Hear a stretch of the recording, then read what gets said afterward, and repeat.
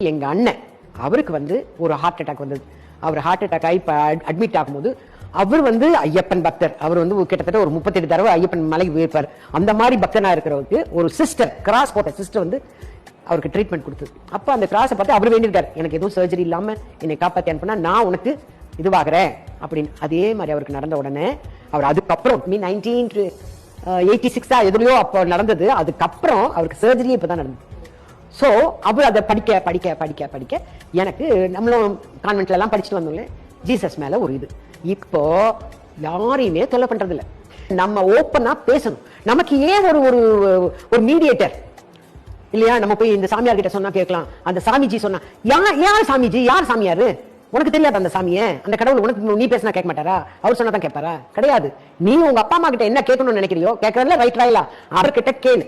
நீ என்ன வேணா வச்சுக்கோ, அதை ஜீசஸா வச்சுக்கோ,